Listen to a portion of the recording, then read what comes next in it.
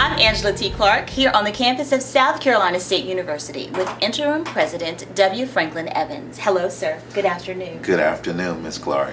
It's a pleasure to be here with you as an alum. This is a special place in my heart on the campus of the university. So give us a little background about the wonderful things that are happening here at South Carolina State this year.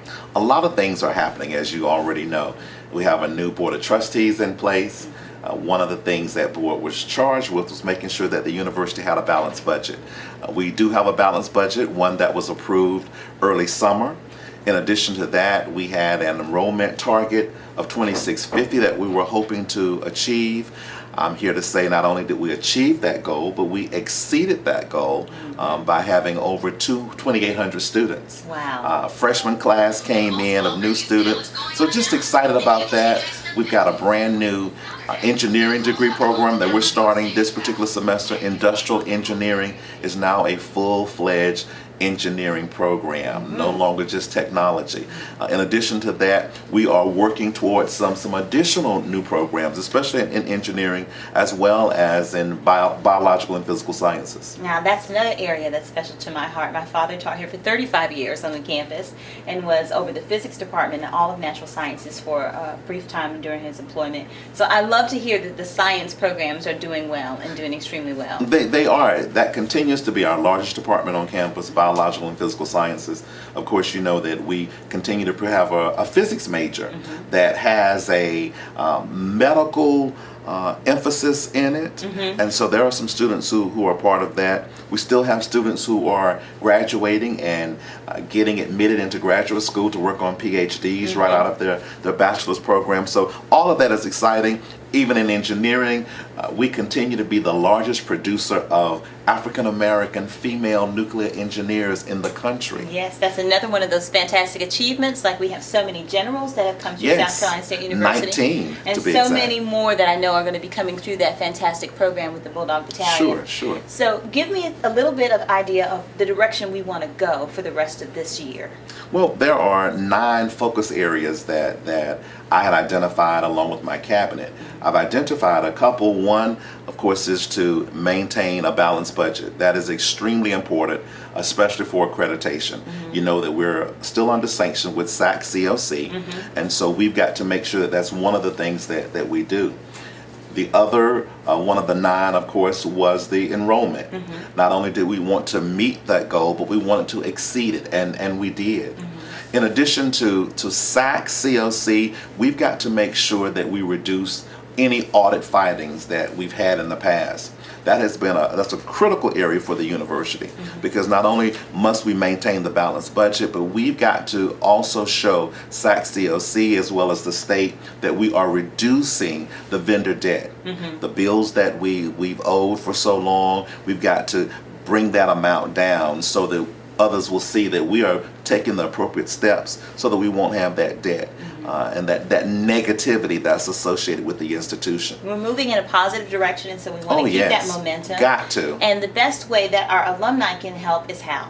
Well, I must commend our alumni because they have come up. They have taken the forefront in showing others that South Carolina State alums mean business and that they are supportive of the institution. This summer, there was a challenge in the chapters. Many of the chapters gave money. The challenge was some $25,000, and there were some chapters that actually not only pledged it but achieved that mark. So we still need alumni to give. Our numbers have increased. People are returning to the fold, getting active with local chapters, and so we want that to continue. We need alums not only to give, but to help recruit students. Our lifeline here at South Carolina State, that's our students. And so anytime an alum, and who better than our alums, to talk about the wonderful things, the wonderful experiences that they had here at South Carolina State. So we need alums to step up and do that. So we're calling you out, alumni. We want you to focus your energies on making certain that you give what you can back to the university. I'm Angela T. Clark here with New Perspectives and Interim President of South Carolina State University, W. Franklin Evans. We'll be right back. We're back here, New Perspectives Media, on the campus of South Carolina State University with Interim President W. Franklin Evans. We were just talking about the students and all of the things that they are doing and contributing to the university. You've got so many who have accolades just give us a few of the students that stand out to you. There are quite a few students. We had students this summer who did internships and have already secured jobs when they graduate. That's always exciting, and not just only in STEM and our sciences, but we've got students who are in our School of Business who've done that. I'm always happy to hear that. We've got officers in our ROTC who have been commissioned and have started their lives as Army officers. In addition to that, we've got students who've been selected for the Thurgood Marshall Leadership Program. About 10 of those students that will be participating in that. We just got back from the White House HBCU initiative, in which 2 of our students were there, Mr. Cole and Miss Branch, just making a great name for South Carolina State University. We've got students across the campus who are doing things. We've got a student think tank that's looking at some of the greenery on our campus and ways to conserve energy.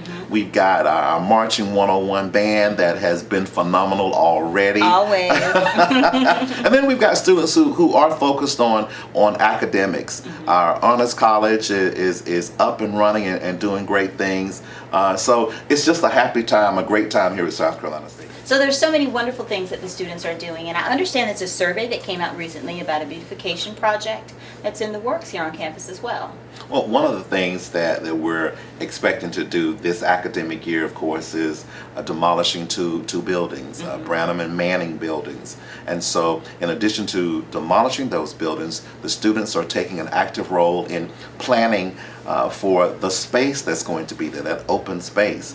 And so our students are actually collaborating with students from Clemson and looking at things that we can do here on our campus to beautify it, to make sure we maximize and optimize the space here on our campus. That's fantastic to hear, that partnership that you're doing with another university. But there are more partnerships that you're doing outside of just the university arena, and they're with the community and businesses throughout the country. So tell me about some of those. There are several partnerships. One that I'm extremely proud about is our partnership with our local community colleges. Most recently, Denmark Technical College and South Carolina State University have already entered into a collaboration. Now, we here at South Carolina State, we're a part of a consortium, the Cybersecurity Consortium, which includes many of our HBCUs in the state, Denmark being one of those institutions, Claflin as well, Benedict. And so we're a part of that consortium, and we're going to have a lab, a cybersecurity laboratory here on our campus to provide not only training to students, but to faculty as well. We're engaging with business, our business partners, the Chamber of Commerce, and other initiatives here in Orangeburg. Visibility is one of those other focuses for the institution this year. We want to make sure that the administration, we're visible here on campus, but we want to make sure that our campus is visible to the larger community as a whole. Absolutely. So you've got some great things coming out of your athletic department. So give me a brief overview about those. Sure. You know, we have our athletic director, Paul Bryant, who he was here last year, and so he's back with exciting things in athletics. We've got student athletes, and sometimes people forget they're just not athletes, but they are student athletes who work extremely hard and are exceptional in the classroom. We've had MEAC champions, not only in football, but our tennis team continues to excel at a great level. So we've kicked off the season this year. We've got wonderful things happening. Our football team is doing great. We anticipate basketball, men and women, to be phenomenal. I've had the pleasure of going and observing our soccer and volleyball games. And so our students recognize the fact that it's not only important to excel on the field, on the court, but also in the classroom. And they're doing a great job of doing that. In fact, our athletes, when statistically, do better than the general population in having high GPAs and graduating on time, as well as retention. And now you bring up retention, and that's another important aspect that we definitely want to talk about. For those students who are new to South Carolina State, that huge incoming freshman class, how do we keep them here? What are the things that we need to do in order to make sure that they stay at South Carolina State? I think the research shows that when it comes to retention, there are some factors that play a major role. getting students acclimated to the institution, and that sense of ownership and belonging is so important. So we need everybody to be on board with that. Not only just faculty members, but dorm directors, advisors, even the people in the cafeteria, to let students know that we value you, we appreciate you. Just reaching out, trying to get students to see that we really are a family. You belong in this family. We can't survive without you. That's the message that has to go out to our students. And when students feel that they belong, they will stay. Exactly. Exactly. Well, as we wrap up, I want to make sure that I ask this question, because I usually do of everybody I talk to. Sure. What is one thing that people don't know about you? Oh my. What is one thing people do not know about me? What's your hidden secret, talent, something that you do that's unique to just you? I have a lot of talents. I think I'm what's the saying? I'm a jack of all trades, a master of none. Yeah, but that's I play tennis. Okay. I do sing. One of the things people did not know is that I was offered a voice scholarship to go to college, Morehouse. Oh, wow. I didn't take it because my brother said, you don't want to do that, because if you don't make it as a singer, you'll be a teacher, and you don't want to be a teacher. And what did I end up being? A teacher. A teacher. I still sing a little bit. Well, that's wonderful. It's wonderful. Thank you so much for taking the time to talk to us. Thank you. And if you have not been on the campus of South Carolina State University, here's your personal invitation to come on the campus and see all the wonderful things that are happening here. I'm with Interim President W. Franklin Evans. We've had a wonderful conversation, and we hope that this has given you a new perspective. Thank you for listening, and I'm Angela Clark.